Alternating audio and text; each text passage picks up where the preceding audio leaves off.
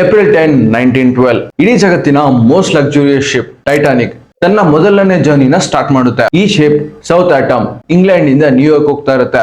ಈ ಶಿಪ್ ಅಲ್ಲಿ ಎಲ್ಲಾ ತರ ಜನಗಳಿದ್ದಾರೆ.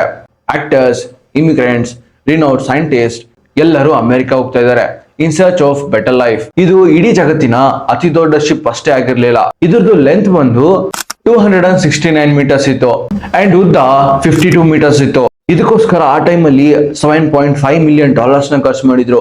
ಇನ್ಫ್ಲೇಷನ್ ನ ಕೌಂಟ್ ಅಲ್ಲಿ ತಗೊಂಡ್ರೆ ಇವತ್ತು ಅದ್ರದ್ದು ಕಾಸ್ಟ್ ಬಂದು 400 crores. ಈ ಶಿಪ್ ಅಲ್ಲಿ 5-star ಹೋಟೆಲ್ ತರ ಫೆಸಿಲಿಟೀಸ್ ಇತ್ತು, ಡೆಕೋರೇಷನ್ಸ್ ಇತ್ತು, 2 staircase, wooden pallet, stained glass mirrors, heated swimming pool, Turkish bath and electric bath, gym, squash court, 4 ತರದ ರೆಸ್ಟೋರೆಂಟ್, ಒಂದು ಲೈಬ್ರರಿ ಮತ್ತೆ 2 ಬಾರ್ಬರ್ ಶಾಪ್. ಇದೆಲ್ಲ ಮೀರಿ ಈ ಶಿಪ್ ಅಲ್ಲಿ ಇದ್ದ ಸೇಫ್ಟಿ ಫೀಚರ್ಸ್ ಈ ಶಿಪ್ ನ ಅನ್ಸಿಂಕೇಬಲ್ ಶಿಪ್ ಅಂತ ಪೋರ್ಟ್ರೇ ಮಾಡ್ತಾ ಇತ್ತು. ಏನೇ ಆದ್ರೂ ಈ ಶಿಪ್ ಮುಳುಗೋದಿಲ್ಲ. ಈ ಶಿಪ್ ನ ತಯಾರಿಸಿದ ಕಂಪನಿ ಹೆಸರು ವೈಟ್ ಲೈನ್ ಅಂತ. ಸ್ವತಃ ವೈಟ್ ಲೈನ್ ವೈಸ್ ಪ್ರೆಸಿಡೆಂಟ್ ಏನಿದ್ದಾರೆ ಅವರೇನೆ ಹೇಳಿದ್ರು ಈ ಶಿಪ್ ಮುಳುಗೋದೇ ಇಲ್ಲ ಅಂತ ಅಂಡ್ ಇದು ಸಾಲಲ್ಲ ಅಂತ. ಇವನ್ ಪೋಸ್ಟರ್ಸ್ ಕೂಡ ಹಾಕಿದ್ರು ಅನ್ಸಿಂಕೇಬಲ್ ಶಿಪ್ ಅಂತ ಅಂಡ್ ಮೀಡಿಯಾ ಕೂಡ ಕ್ಲೈಮ್ ಮಾಡೋದಕ್ಕೆ ಸ್ಟಾರ್ಟ್ ಮಾಡುತ್ತೆ ದಿಸ್ ಶಿಪ್ ಇಸ್ ಅನ್ಸಿಂಕೇಬಲ್ ಶಿಪ್.